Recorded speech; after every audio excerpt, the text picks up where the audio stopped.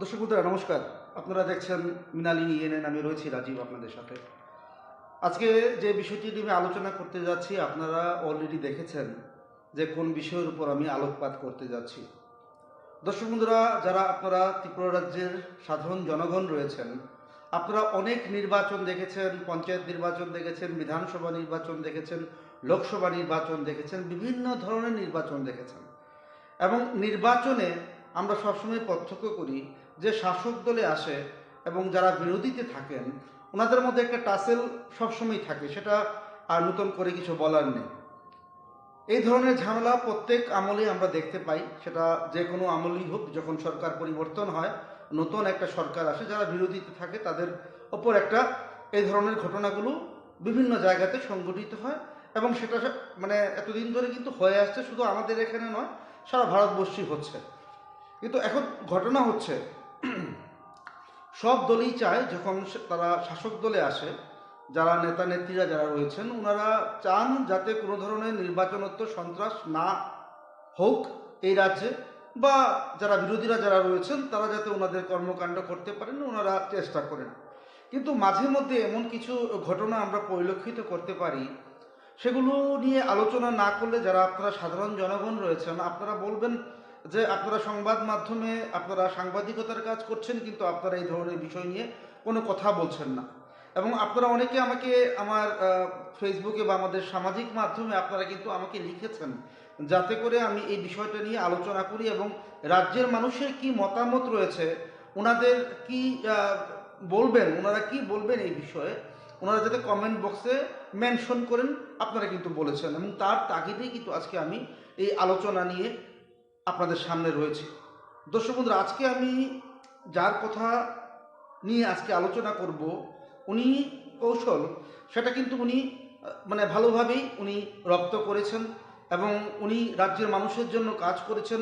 যেহেতু 7বারের উনি বিধায়ক এবং বর্তমানে মন্ত্রী, স্বাভাবিক কারণে ওনার অভিজ্ঞতা প্রচুর রয়েছে, সেখানে আর বলার অপেক্ষা কিছু রাখছে না। আমি যার কথা বলতে চাইছি আপনারা সবাই বুঝে গেছেন, উনি হচ্ছেন আমাদের রাজ্যের বর্তমান ক্যাবিনেট মন্ত্রী, উনি হচ্ছেন রতনলাল নাথ। ওনার কথা নিয়ে কিছু আলোচনা আমি আপনাদের সঙ্গে আজকে করব। এবং কেন করছি এই আলোচনাটুকু, কারণ বর্তমান সময়ে আমাদের রাজ্যের যে একটা পরিবেশ সৃষ্টি হয়ে রয়েছে মোটামুটিভাবে শান্ত রয়েছে, এবং রাজ্যের সরকার বা রাজ্যের দল বারবার বলছে আমাদের এখানে কোনো সন্ত্রাস নেই, রাজ্যে গণতন্ত্র রয়েছে, আইনের শাসন কায়েম রয়েছে। তো এই জায়গাতে আজকে রতনলাল নাথ, যেহেতু উনি একজন বিচক্ষণ এবং ওনাকে আমি চাণক্য বলেই সম্বোধন করি, এবং অনেক পুরনো রাজনৈতিক ব্যক্তিত্ব উনি, ওনার অভিজ্ঞতা অনেক প্রচুর, উনি অনেক দিন ধরে এই রাজনীতি করছেন। তো এই মুহূর্তে ওনার বয়স প্রায়, যদি আমার ভুল না হয়, প্রায় 72 ইয়ার্স হবে।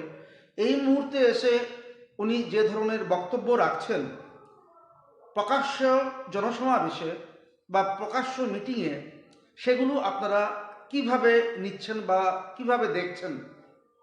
প্রথমেই আমি বলেছি যে আমি আজকে রতনলাল নাথ সম্বন্ধে আলোচনা করব।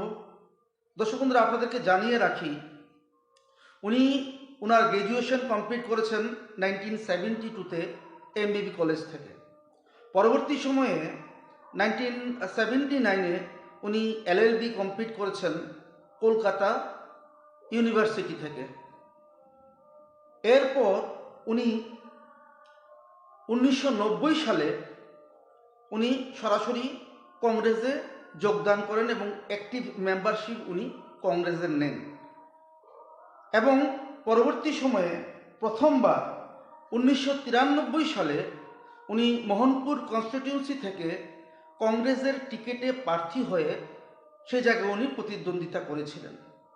এবং উনি প্রথমবারের মতন 1993 সালে উনি মোহনপুর কনস্টিটিউয়েন্সি থেকে কংগ্রেসের টিকিটে উনি জয়ী হয়েছিলেন।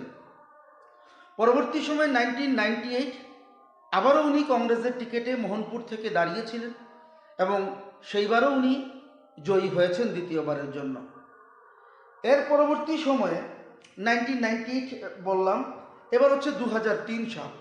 এই 2003 সালেও উনি কংগ্রেসের টিকিটে প্রতিদ্বন্দ্বিতা করেন মোহনপুর থেকে এবং সেবারও উনি তৃতীয়বারের জন্য 2003 সালে উনি জয়ী হয়েছিলেন। এরপর 2008 সালে উনি আবারও কংগ্রেসের টিকিটে প্রতিদ্বন্দ্বিতা করেন মোহনপুর থেকে, উনি আবারও জয়ী হয়েছেন। এর পরবর্তী সময় 2013 সালে আবার উনি মোহনপুর থেকে কংগ্রেসের টিকিটে উনি প্রার্থী হয়েছিলেন এবং জয়ী হয়েছিলেন। 2018 সালের কথা আমি আপনাদেরকে বলছি, উনি আবার নির্বাচিত হন ওই কনস্টিটিউয়েন্সি থেকে এবং 2017 সালে উনি বিজেপিতে যোগদান করেছিলেন। 2018 সালে উনি বিজেপির টিকিটে মোহনপুর কনস্টিটিউয়েন্সি থেকে উনি প্রতিদ্বন্দ্বিতা করেছিলেন এবং 2018 সালে উনি জয়ী হয়েছিলেন। তারপর 2023 সাল, এবারও উনি জয়ী হয়েছেন।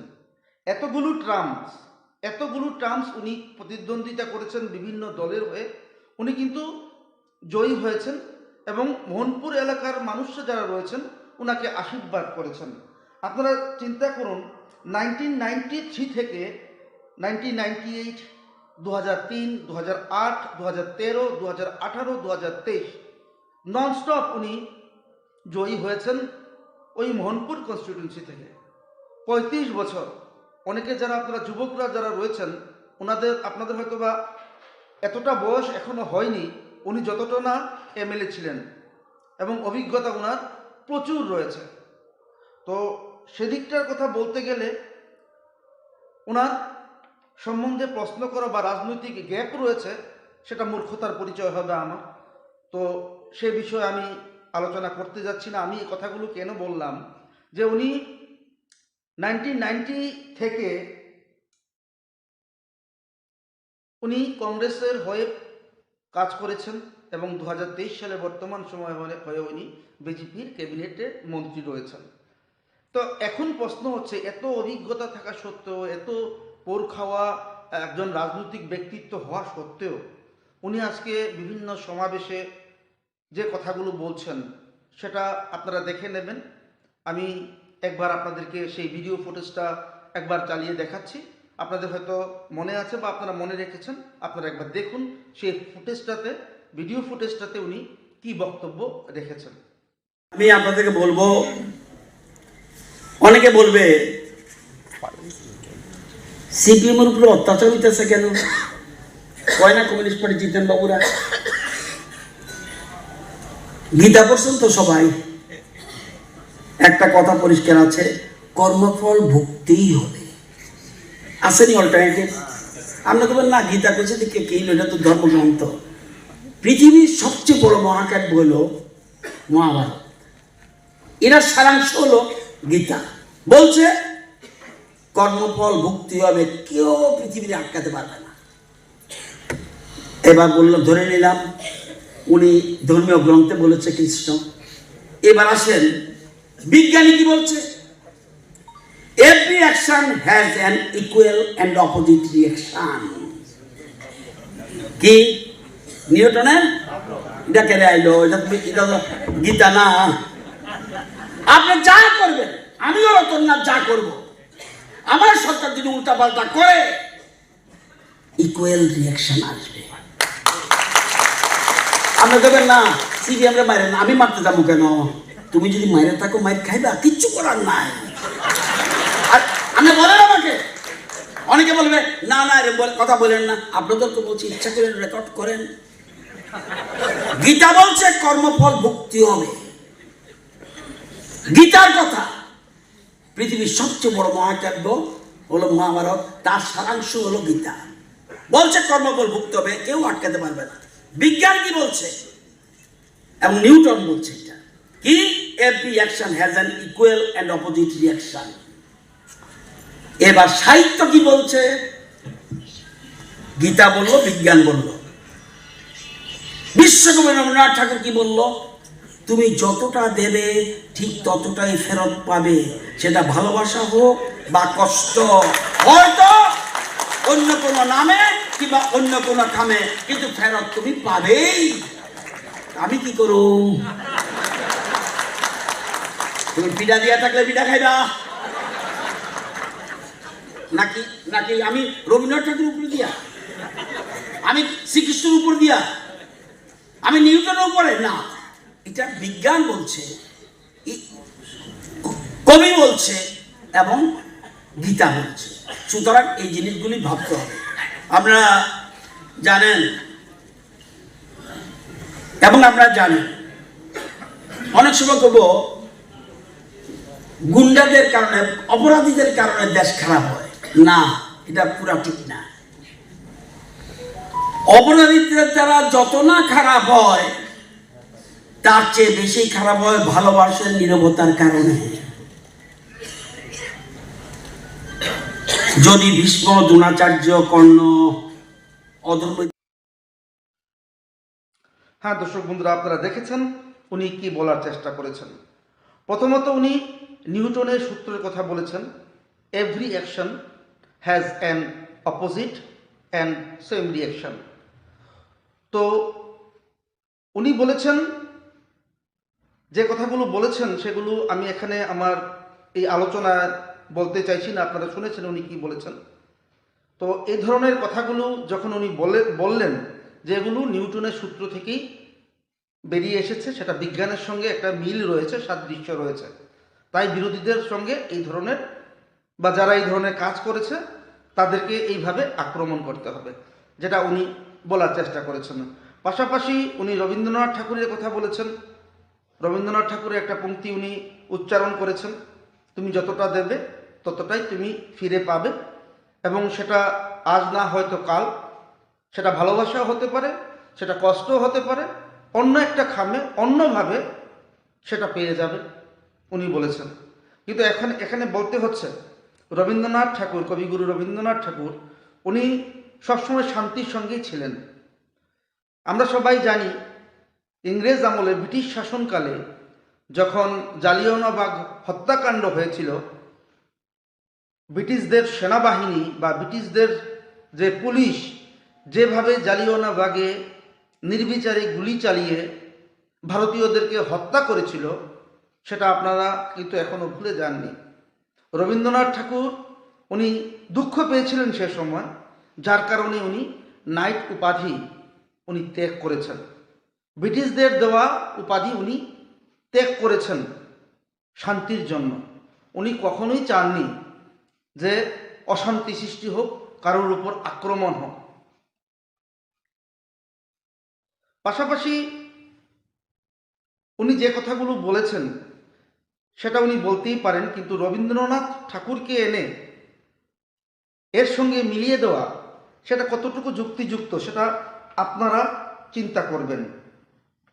পাশাপাশি উনি আরও একটি ইনস্টেন্স দিয়েছেন, সেটা হচ্ছে গীতার কর্মফল। যে যেমন কর্ম করবে সে সেমন তেমন ফল পাবে।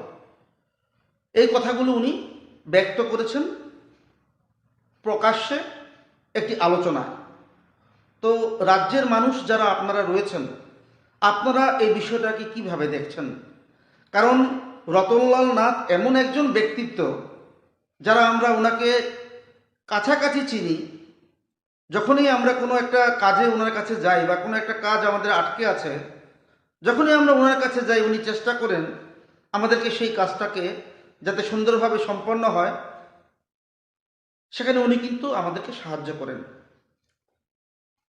এবং উনি যেভাবে কথাগুলো বলেন, উনি বারবার বলার চেষ্টা করেন যে আমার কথাগুলোকে আপনারা মিডিয়ারা বিভিন্নভাবে সেগুলোকে মানুষের কাছে ভুলভাবে বার্তা দেওয়ার চেষ্টা করার জন্য আমাকে এভাবে হেস্তনেস্ত করছেন।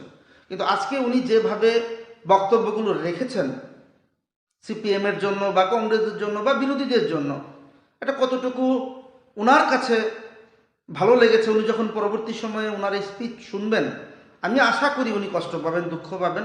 হয়তোবা উনি এটাকে এইভাবে না বলে অন্যভাবে বলার চেষ্টা করেছিলেন, কিন্তু হয়ে গেছে, সেটা উনি মাইকে বলেছেন। কিন্তু ওনার এই বক্তব্য কিন্তু আজকে সারা রাজ্যে মানুষের মধ্যে একটা চাপা অভিমান, একটা চাপা ক্ষোভ কিন্তু সৃষ্টি হয়েছে। এমন নয় যে বিরোধীদেরই শুধু ক্ষোভ সৃষ্টি হয়েছে বা অভিমান সৃষ্টি হয়েছে, এই দলের লোকদেরও হয়েছে। কারণ আজকে যে সরকার আছে, বিজেপি সরকার, আগামীকাল সেই বিজেপি সরকার থাকবে এমন তো কোনো কথা নয়। কারণ ক্ষমতা বিকেন্দ্রীকরণের মাধ্যমে সব জায়গাতে বিস্তারিত হয়।